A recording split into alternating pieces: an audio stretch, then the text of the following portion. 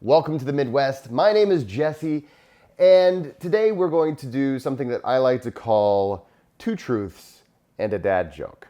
Now, you may have heard of two truths and a lie. Hey, that's a fun game, but what we're going to be doing today is we're going to be covering two things that are true, and I'm going to cover the science behind them, and also just a dad joke. And that is because this is my show, and it's what I like to do, and if you are into that sort of thing, then you've got good things in store. So stick around and let's get into it.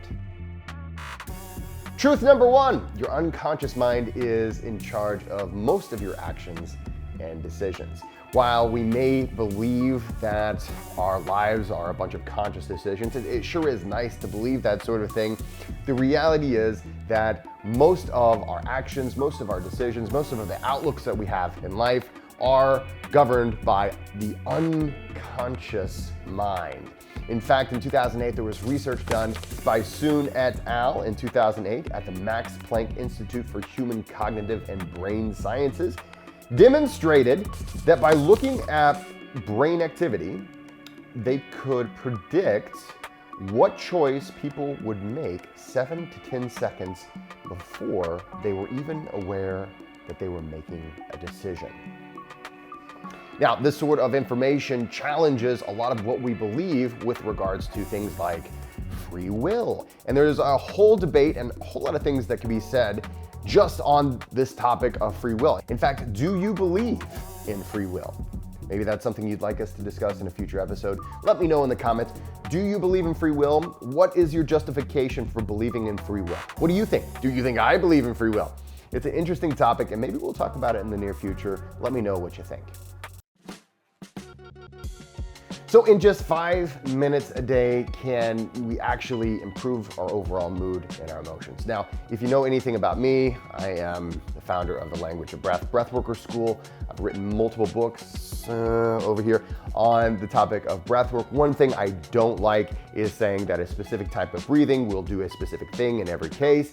Even in the studies that I'm going to be citing in this little segment here, these are done in clinical settings. These are done outside of everyday life. Everyday life is full of all kinds of things that happen, and it's unpredictable. So it's important to develop a very holistic practice, and this is what we do in the Language of Breath. But a recent study by Spiegel, Huberman, yes, that Huberman, and Belbin at Stanford University found that a specific breathing practice called cyclical sighing, sometimes we call this the physiological sigh, or if you're like me, you call it sniff, sniff, poo.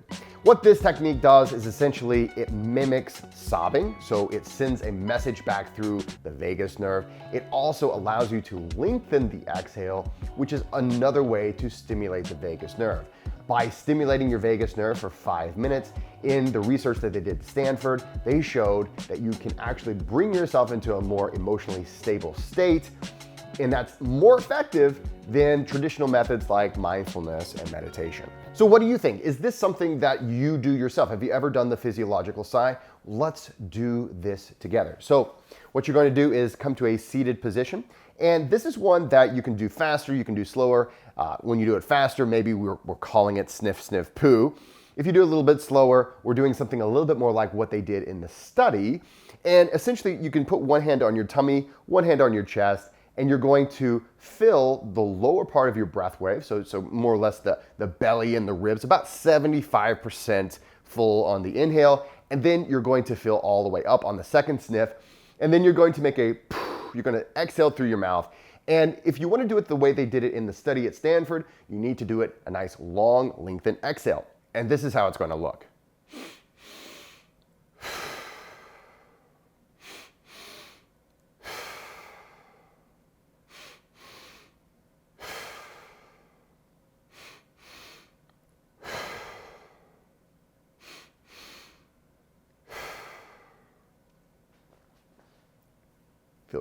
Feels pretty good. Feels pretty good. Now, you can imagine that if you do this for an extended period of time, maybe 5 minutes like they did in the study, you're going to experience some changes in the way you feel. This is because we are sending messages back through the nervous system, specifically the vagus nerve, and we're relaxing the nervous system. This is great because it's something that's free, it's accessible, and it's safe. Now, it is important to remember that when we do any kind of breath work, especially things that we might be doing for 5 minutes, expelling a little extra CO2, it is possible to get a little lightheaded. This is why when you do this technique, it's important to do it in a safe place. So this is something you don't want to do while driving, while swimming, or while, doing a trapeze acrobatics thing that you might do. Otherwise, it's very safe. All right, so now we have gotten all the way through our 2 truths, and it is time for the coup de grace, the joke of the week. Why did the unconscious go to therapy? Well, it seems it had some deep-seated issues that it couldn't Freud out. I don't know. Is that funny? Let me know. Is it funny? And if you have a funnier joke, please supply it below. I would love to give you credit on the next 3 truths and a joke. And I'll put your name on the screen. So let me know your name. Let me know the joke. Whoever tells me the best joke, I will share in the next episode. All right, everybody. Thanks so much for sticking around for this fun episode of 2 truths and a dad joke. I will see you next week. Don't forget to go out there and be kind to one another.